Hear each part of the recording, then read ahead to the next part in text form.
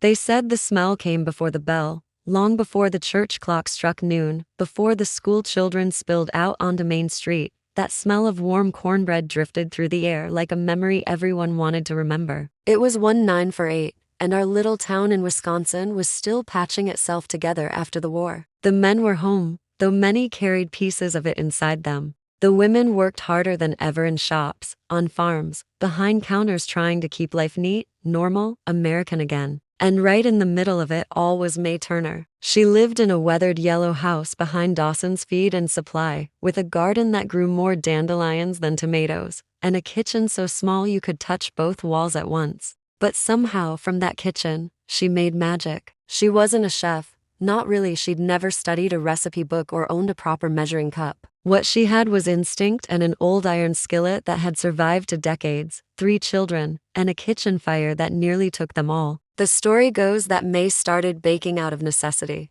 Her husband Henry came back from overseas with a limp and no job to return to. Money was short, the shelves were bare, and the town's grocery store had begun rationing again because the train shipments kept arriving late. So one day, May walked to the back of Dawson's warehouse, found a sack of leftover cornmeal meant for animal feed, and asked if she could buy a few pounds. Not the good stuff, the clerk told her. That's rough, mill people won't eat that. She smiled and said, then they've never been hungry enough. That night, with a handful of cornmeal, a splash of milk, and a single egg, she baked her first batch. Her oldest boy said it tasted like summer in a pan. Her husband, sitting at the kitchen table, said nothing, just closed his eyes and took another bite. By the end of the week, she was making it for neighbors, then for the church fundraiser, and then somehow for the whole town. The magic wasn't in the ingredients. It was in what it meant. You have to understand, after the war, food wasn't just about filling your stomach. It was about memory, about trying to feel human again after years of tinned rations and powdered substitutes. May's cornbread was soft, sweet, golden, a small act of rebellion against bitterness. People began leaving small things on her porch: a stick of butter, a cup of sugar, a handful of flour. No one said a word about payment. They just wanted her to keep baking.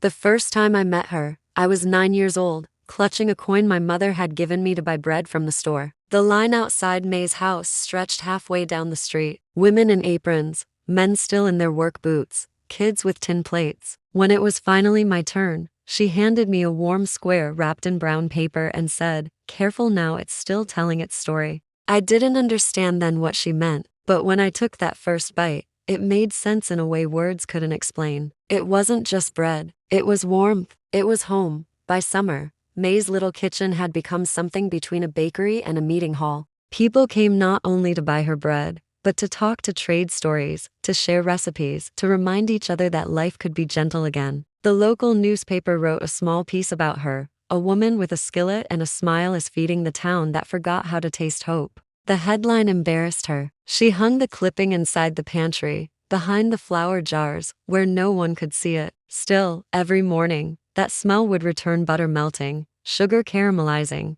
cornmeal rising into gold, drifting through the open window and pulling people toward her door. And little by little, our tired town began to feel alive again. What none of us knew then was that her simple recipe made from scraps and gratitude would one day travel far beyond those quiet Wisconsin streets. That it would appear in a cookbook she never wrote, sold in bakeries she never visited, and be served in homes that had never even heard her name. But that came later. Back then, it was just May, the skillet, and a kitchen that smelled like hope. By the summer of 1949, May's kitchen was the warmest place in town, not just because of the oven, but because of what happened around it. People came with empty hands and left with more than bread. They left with a little reminder that life could still be generous. But May never saw herself as special. "I'm just keeping folks from going hungry," she'd say, wiping her hands on that faded blue apron she'd patched a dozen times. She never measured, never wrote down a thing. Every loaf, every pan of cornbread was born from memory and feel, the way her mother taught her back in the Dust Bowl days. Then came the county fair. Every year,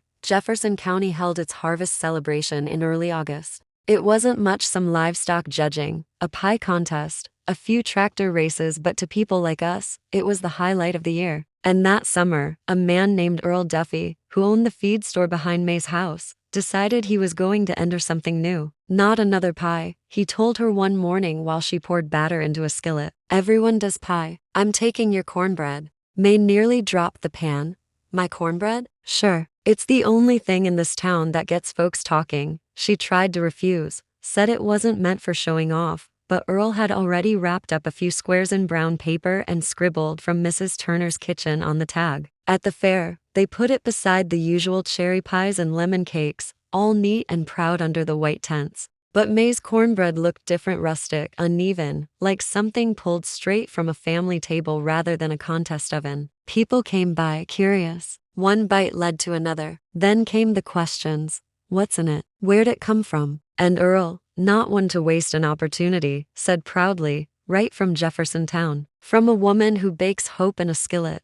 That line stuck. By the next week, the Milwaukee Sentinel ran a small feature titled "The Cornbread That Tastes Like Home." They mentioned May by name, though she had no idea until a young reporter came knocking on her door. She thought it was a prank. "Ma'am, people want to know how you did it," the boy said, notebook trembling in his hands. May looked up from her dough, flour dusting her face. Did what? Made something that simple feel like Sunday morning. He wrote her story in a way only the young could, wide-eyed, sentimental, maybe a little exaggerated. But he captured something true. Turner's kitchen has no secrets, only kindness measured in cups. Within a month, letters began arriving from as far as Illinois and Ohio, some asking for her recipe, others just wanting to say thank you. One came from a man who said he'd been a soldier stationed in France and hadn't he tasted anything that reminded him of home until he baked her bread from a neighbor's copy. Another from a widow who said her children smiled for the first time in weeks after tasting that golden slice of comfort. May kept every letter in a biscuit tin under the counter.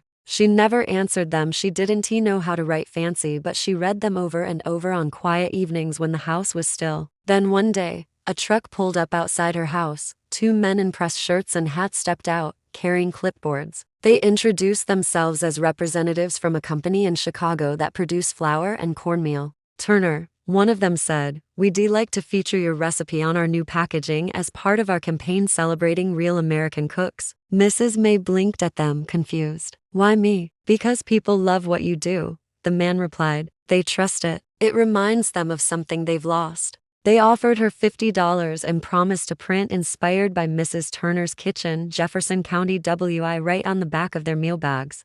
She hesitated for a long while, then said quietly, "All right, but don't change it." They didn't. A few months later, bags of Turner's Golden Cornmeal began appearing across the Midwest. Housewives saw her name, tried the recipe, and passed it along. It was the same simple mix she'd made from scraps, just written down now, formalized, printed. For most people, it was a brand. For us, it was May. Whenever someone in town bought a bag, they'd stop by her porch, smile, and say, "Guess you're famous now." She'd laugh, shake her head, and say, "Fame doesn't feed folks. Bread does." But she couldn't stop what had already begun. Her little recipe had left home, traveling across states, kitchens, generations, carrying her spirit wherever it went. That winter, when snow piled against the door and the stove burned low, you could still smell it, that faint trace of sweetness. That whisper of corn and butter and memory floating from May's kitchen like a story that refused to end.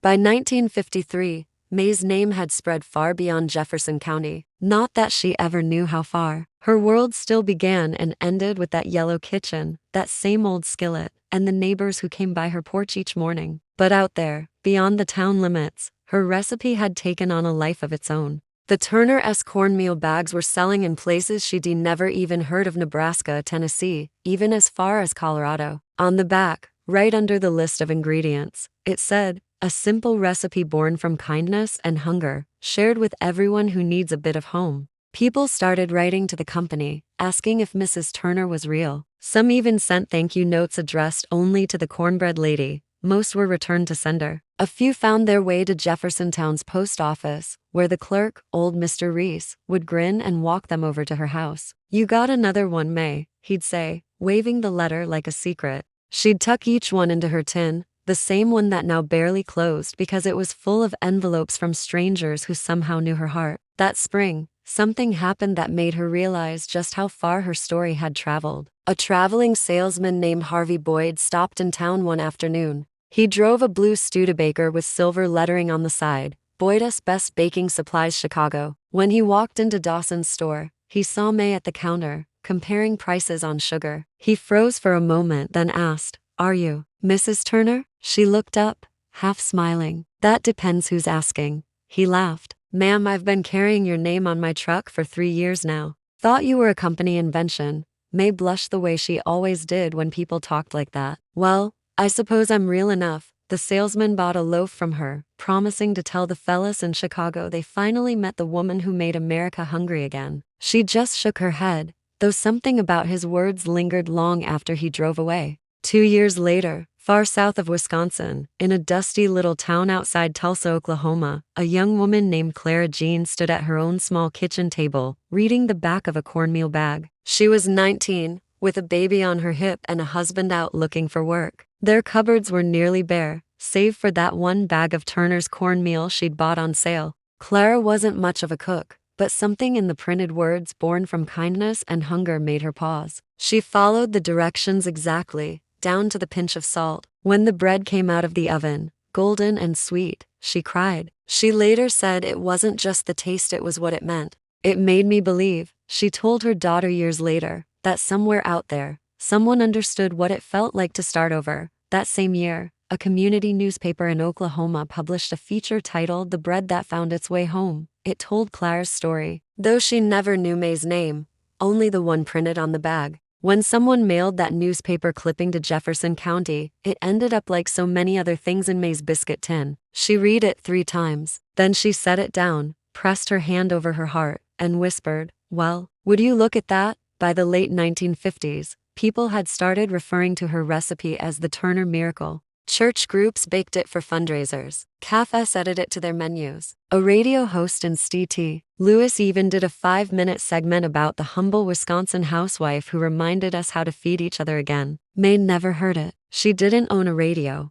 But one morning, a stranger arrived at her door, a young woman carrying a pie tin and a folded napkin. She introduced herself as Clara Jean's sister, passing through town on her way north. "My sister wanted me to bring you this," she said, handing over the napkin. Inside it was a small square of cornbread baked from the same recipe that had started it all. May smiled, tears brightening her tired eyes. "It found its way back," she whispered. The woman nodded. "Yes, ma'am. And it still tastes like home." That night, for the first time in years, May didn't bake. She just sat at her table, the empty skillet cooling beside her, and thought about how something as simple as cornmeal and care could carry a piece of a person so far beyond what they could ever see. The world was changing, supermarkets were rising, television commercials were taking over, and convenience was becoming the new comfort. But somehow, her little recipe made with patience, not machines, had survived the noise. And in homes she'd never visit, around tables she'd never see, her bread was still breaking, still being passed from hand to hand, just like it always had been. By the time the 1970s came, Jefferson County had changed in ways May could never have imagined. The feed store was gone, replaced by a supermarket with polished aisles and frozen dinners. The old train station had turned into a parking lot, and the children who once lined up at her door had grown old themselves, with stories of their own to tell. May Turner passed away quietly one autumn evening in 1968, sitting in her rocking chair beside the window where she used to cool her loaves. The kitchen was still, her skillet on the stove, her apron hanging by the door, and the faint smell of cornmeal in the air. Her daughter, Ruth, found the biscuit tin beneath the counter while cleaning the next day. It was heavier than it looked, stuffed with yellowed letters, old news clippings, and faded photographs. On the lid, in shaky handwriting, May had written, "Things worth remembering." Ruth placed it on the top shelf of the attic and didn't open it again for years. Time passed. The Turner family moved away, like so many others chasing opportunity in bigger cities. The yellow house was sold, the garden overtaken by weeds, and for a while, the story of the woman who fed a town with one recipe faded into the hum of modern life. But in 1983, Ruth's daughter, May's granddaughter, came back home to Jefferson County to settle her mother's estate. Her name was Ellen, a school teacher who'd grown up hearing only fragments about Grandma's cornbread. While sorting through boxes in the attic, she found the biscuit tin. She sat down on the floor, dust swirling in the afternoon light, and began to read. The first letter she unfolded was from a man in Ohio. "Mrs. Turner, your bread brought my wife comfort during the worst winter of our lives. Another, from a woman in Kansas. Your recipe reminded me that good things can come from humble hands. There were dozens like them handwritten, typed, even a few written on napkins and postcards. Each one was a voice from another time, another kitchen, another heart that had somehow found its way back to hers. And tucked beneath it all, Ellen found a folded newspaper from 1949. The headline read, "The cornbread that tastes like home, Mrs. Turner's simple recipe wins America's heart." Ellen smiled through tears. So that's who she was, she whispered. In the months that followed, Ellen began collecting everything she could about her grandmother's life. She visited the old fairgrounds, the library archives, even tracked down the company that once printed Turner's cornmeal. They were still around, though now part of a larger corporation. When she called their office, the man on the phone said, "Mrs. Turner." "The real Mrs. Turner?" Ellen laughed softly. "I suppose you could say that. I'm her granddaughter." He told her that the recipe had long since been removed from their packaging, replaced by marketing slogans and bright colors. But deep in the company's files, they still kept the original design, the one with the small italic line, "Born from kindness and hunger." Ellen asked if she could have a copy. 2 weeks later, an envelope arrived in the mail containing a pristine print of that old label, her grandmother's name neatly printed beneath the words. She framed it and hung it above her kitchen table. That Christmas, Ellen did something her grandmother would have loved. She baked cornbread for her students. She told them the story of a woman who, with nothing but a skillet and a little faith, fed an entire town and unknowingly touched the world. When she finished, one of the kids, a quiet boy in the back, raised his hand. "Did she ever know she was famous?" he asked. Ellen smiled. "No," she said softly. "And that's what makes it beautiful." Years later, when Ellen was asked to speak at the Jefferson County Heritage Festival, she carried that same biscuit tin to the stage. The crowd was small, mostly locals, a few history buffs, and a handful of reporters who'd heard rumors about the woman whose cornbread once brought a community together. She opened the tin, held up one of the letters, and read aloud, "Kindness can travel farther than we ever will." Then she paused, letting the silence settle over the room. "This," she said, "wasn't just my grandmother's recipe. It was her way of reminding us that even when the world feels broken, we can still feed each other. Not just with food, but with care and patience and love that doesn't expect anything back." People stood and applauded, not loudly, but in that quiet, heartfelt way that feels more like gratitude than celebration. Today, the yellow house no longer stands, but if you walk down the old road near where Dawson's Feed and Supply once stood, locals say that, on certain summer mornings, when the air is warm and still, you can almost smell it, that faint sweetness of cornbread and butter drifting through the air like a memory that refuses to fade. And maybe that's what her story really was all along. Proof that even the simplest things, a skillet, a loaf, a small act of kindness, can outlast the people who made them. Because love, when baked into something honest, never really grows cold. If this story reminded you of someone, a grandmother, a neighbor, or a smell from your own childhood kitchen, take a moment to share it. These stories aren't just about the past. They're about who we still are. Leave a comment, subscribe, and help us keep memories like this alive. Because kindness, just like a warm loaf from the oven, is meant to be shared.